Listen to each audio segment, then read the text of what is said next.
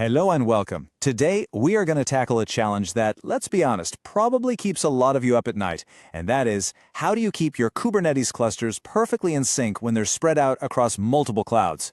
It is a super complex problem, but it's one you've absolutely got to solve. So, does this look familiar? You're running on EKS, you've got stuff on AKS, and of course, you're on GKE. And each one has its own release schedule, its own little quirks. Trying to keep them all on the same page can feel like this impossible juggling act, right? And let's be real here. This is way more than just an inconvenience. When your cluster versions start to drift apart, you're introducing some very serious risks to your applications and ultimately to your business. The stakes in a multi-cloud world are just incredibly high. But here's the good news. You don't have to live in that constant state of firefighting. There is a real, actionable strategy that can take you from all that chaos to a place of predictable, synchronized control. And that is exactly what we are going to map out today. Okay, so first things first. To solve this problem, we've really got to understand its root cause. We need to talk about this concept called version drift and get into exactly why it's so dangerous for your operations. I love this quote because it just hits the nail on the head. You can't just cross your fingers and hope your clusters stay in sync. You can't hope an upgrade goes smoothly. No way. Managing this kind of complexity requires a deliberate, engineered approach. Wishful thinking just isn't going to cut it. So what really happens when this drift starts to set in? Well, you start seeing your apps behave one way in one cloud and totally differently in another. You're leaving the door wide open for security vulnerabilities that were patched in one place but not the others. Your team gets totally bogged down, troubleshooting becomes an absolute nightmare, and you can't even use the cool new Kubernetes features because your whole foundation is inconsistent. It's a miss. So, if drift is the disease, what's the cure? It's all about aiming for synchronization. And the single most powerful tool we have to get there is creating what we call a coordinated upgrade cadence. This is our North Star, our goal. Now let's be super clear on what this means. An upgrade cadence is not, hey, let's upgrade when we have some free time. Nope.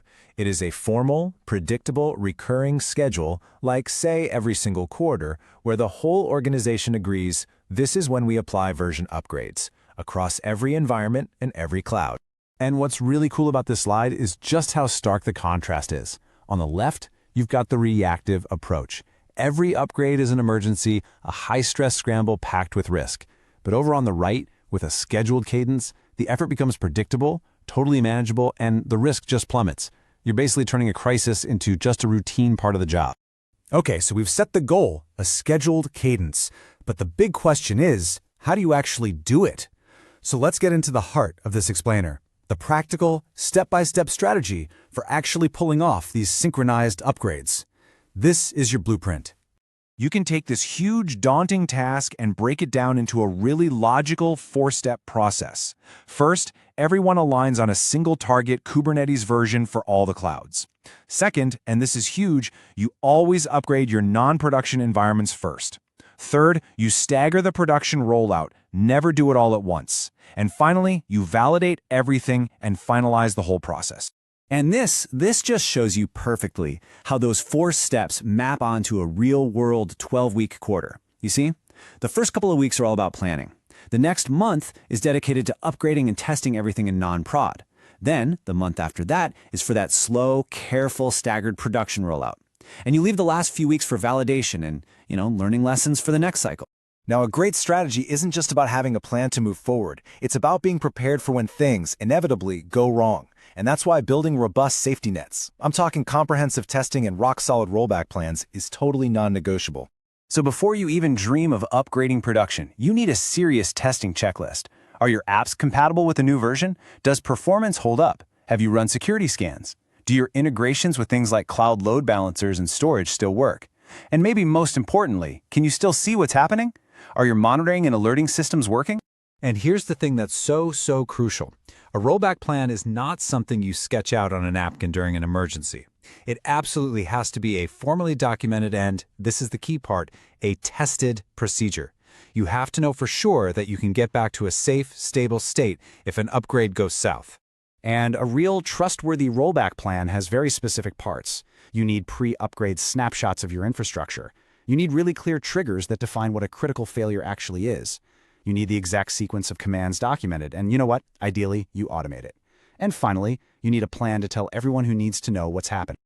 So, by putting all of these pieces together, the cadence, the phase rollout, the safety nets, you achieve something really powerful. You move out of that reactive state and into one of coordinated control. Let's talk about the payoff because it is massive. I mean, just look at this transformation. You go from a world of chaos, high risk, and constant fire drills to a world of control and predictability. Your upgrades become a strategic activity, not some late-night emergency. Your entire multi-cloud platform becomes what it was always meant to be: synchronized, stable, and reliable. So if you only remember a few things from this explainer, please let it be these 4 points. First, adopt a synchronized, quarterly upgrade cadence. Make it a routine. Second, always use a phased rollout that starts in non-prod. Third, make robust testing and rollback plans a prerequisite for any upgrade. And finally, use automation for everything you can to make those actual upgrade windows as short as humanly possible. You know, this whole framework isn't just about Kubernetes. It's really a mindset. It's a way of taming complexity through strategy and process. So once you have your clusters humming along in perfect sync, it leaves you with this really empowering question. What other chaotic process in your organization is ready for this kind of strategic transformation? What will you bring under control next?